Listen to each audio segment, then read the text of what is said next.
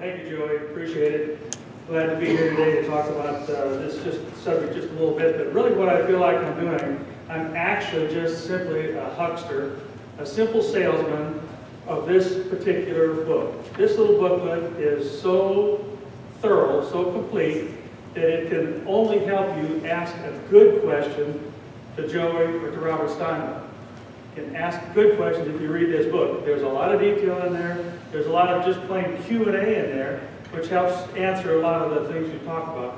I've spent some time doing this and learned a little bit about it, but I always end up writing a draft up of what might be a FOIA request and then sending it to somebody who's an expert at it and say, tune it up here, change it here, or every now and then what's good to go. I thought I would just use, rather than explain everyone, I was to start on page 28, which is a Q&A section about FOIA. And it starts out who is the subject and who may obtain records. It gives you all the basic information, most of which we've been talking about already today. Since I'm making the rash assumption that everyone here can read English, I'm not going to go plowing through all those questions, but rather I'm going to give you an example of something that we did using this booklet.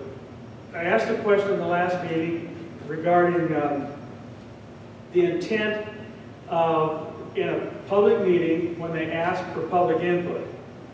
That's when do they ask for public input?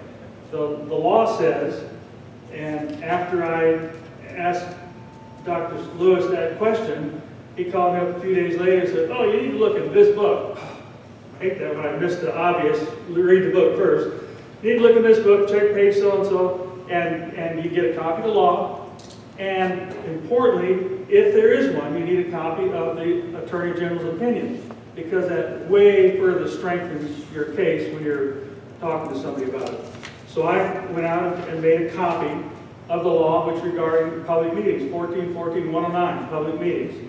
It says in there, just the part that I've dealt with, is that the entity, the public body, shall adopt rules for conducting the meeting which afford citizens a reasonable opportunity to participate prior to the final decision. Prior to the final decision. So in a meeting, we have a discussion about allocating some money for some specific purpose. Everything is all ready to vote. You would think then, prior to the final decision would be public input time. Maybe the public has something to say about how the tax dollars are spent. So, the Attorney General's opinion, which was done in 1999 on this particular subject, the answer was they need to ask for the public input. But in the Attorney General's opinion, it doesn't say when. It doesn't say when. So the interpretation we're getting now in one body we have there, the regular meetings I attend to, the quorum court, what happens is the agenda is read, you go through the first 2 or 3 pieces of it. Before they start discussing any of the proposed ordinances, it's time for public input. And then all the discussion happens, and the vote's taken, and the meeting's over. So I think the group there is complying with the written law, the part of it, but they're not really complying with the intent of the law. Because before the public hears the discussion, how can you make any inputs that might really bear more closely on that? So that's I think they're following the copy of the law, but really not following the intent of the law, because the public doesn't get a chance to make a comment before a final decision. This one was a little bit different. I think they were asking for public comment in the meeting, clear at the end. Everything was all done, all decided, and then they're asking for it, and that was stopped the way I read it. So that's an example of what you, by asking the right question, you can use this little booklet to figure that type of stuff out and get to the bottom of it. What's the actual law? What does it really say? And if there's an Attorney General's opinion, you're really helped by doing that a lot. By looking it up, reading it, and then understanding that, and ask better questions. So that's really what I see in this booklet. There's a lot of, I'm on page 28 and 29 in there. There's a lot of really basic questions concerning all the basic elements of how to file a FOIA request. It's really a fairly simple process. As we proceed along with this, more and more people are active making FOIA requests in the community or in their government bodies. You'll find out that the officials are much more aware of what needs to be done, when it needs to be done, that type of thing. And it becomes more and more, never quite, but more and more routine business. Oh, here's a request, it's a reasonable request, you understand what you want, and you get the information. So that's a benefit of doing it a few times to get the information you're looking for in a particular area.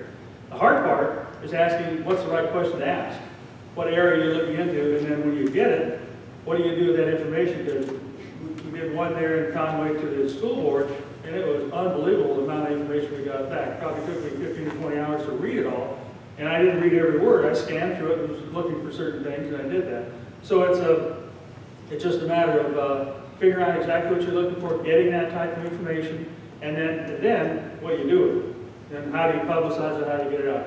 I always make this plug. One thing we do is specifically with county information, but also with school board information. We have a website, which we've had for 5 or 6 years now, so it's a large body of information where we report on every single board meeting, what's going on, and what are the issues. And we don't try to report in a negative way by saying, this is wrong, this is right. In our opinion, we simply try to ask questions.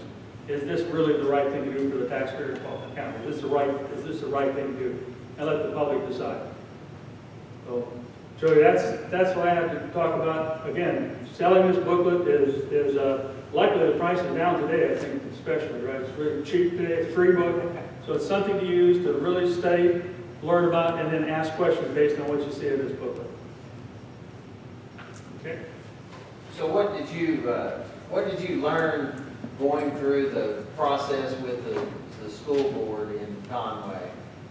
In that particular, the result of that particular FOIA request was that lots and lots of information we were given, lots of it not particularly relevant. We learned a lot of things about, we were specifically looking for CRT, is that taught in schools, what's out there. We were given a lot of documents that talked about what the teachers were learning, what training opportunities there were for the teachers. And so that was one thing, and it was CRT, written as CRT. And then there's a lot of other things where they've changed the language a little bit. Off of that, it's not called CRT, it's called something slightly different.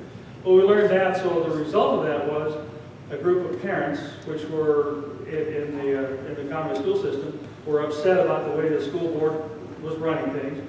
So the result of that is, for 3 of the school board positions, there's 7 of them, there's now a new candidate filed from the parents group. So there's a lot of activity, a lot more interest in what's happening in the schools than there ever has before. Yeah.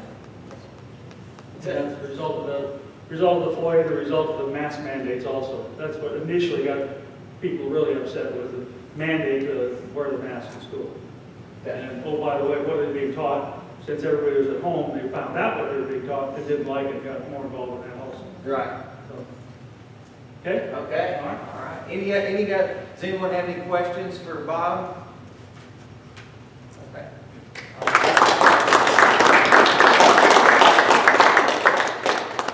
We've got a couple of minutes, it looks like, before our break next, I think. Yeah.